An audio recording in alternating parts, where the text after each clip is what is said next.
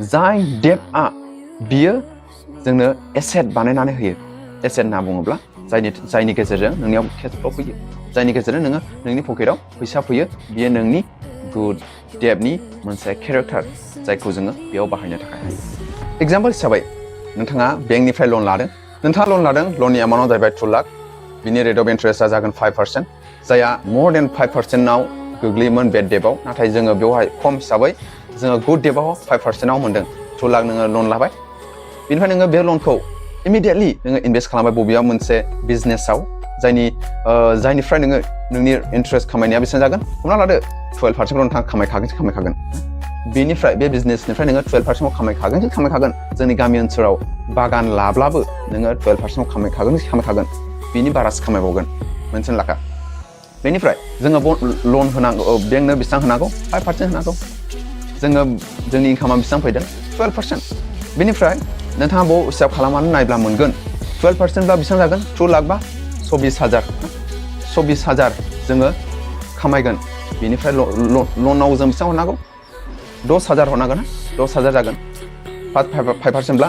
5 into 2 lakh नालाय 10,000 जोङो बेंकनो लनाव हरनांगौ रिपे खालामनांगौ नाथाय नोङो खामायदों 24,000 राइट 24,000निफ्राय 10,000 माइनास खालामना बेसेबां जागोन 14,000 एटलिस्ट नोंनाव गैथाराबाबो लन गोनां मानसिबाबो नोङो 14,000 खामायनो हागोन बेबायदिनो गोबांथार लनखौ जोङो मोजां बिजनेसाव बाहायनो थाखाय हायो जायखौ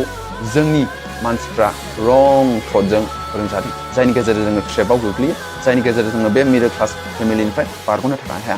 बेनिखायनो आङो नोंथांमोनखौ लुगैयो कि मोजाङै सालिजारि खालाम मोजाङै बुजिनो थाखाय नाथाय आंनि बुंनाय एडभाइस बायदि नोंथाङा खारनो थाखाय आं लुगैया जुदि नोङो एक्सेप्ट खालामदोंब्ला बाहायनो थाखाय हागोन जेब्लायबो जोङो रिच क्लास माइन्डसेट बायदि जोङो गुड डेब्टखौ लानो थाखाय नाजानांगौ आरो मोजां खामानियाव जों बाहायनो थाखाय हायो जायनि रेट अफ इन्टारेस्टआ 5%नि बारा जोङो खामायनो हायोब्ला बेयो नोंनि थाखाय मोजां मोनसे एग्जाम्पल हिसाबै गामि ओनसोलाव गोबां नुयो इन्टारप्राइज खुलिलाबायो बिसोर बबेनिफ्राय फैसा मोननानै बेबायदि इन्टारप्राइज खुलिनानै होबाय थायो दिस इज द बेस्ट एग्जाम्पल जोङो बेंकनिफ्राय लन लाबोबाय बिसोरो बेनिफ्राय इन्टारप्राइजआव होबाय बिसोरो बेसेबां 10%नि बारा 15% 16% रेट अफ इन्टारेस्टआव बिसोरो होबाय जायनि गेजेराव जोङो 2,000-1500 जोङो बेंकनो सुद हरनांगौ नाथाय बिसोर खामायदों बेसेबां खामायदों 10%नि बारा बिसोर खामायदों अब्ला दिस इज द बेस्ट वे जोङो बे क्लासनिफ्राय जों बारग'नो थाखाय थेंक इउ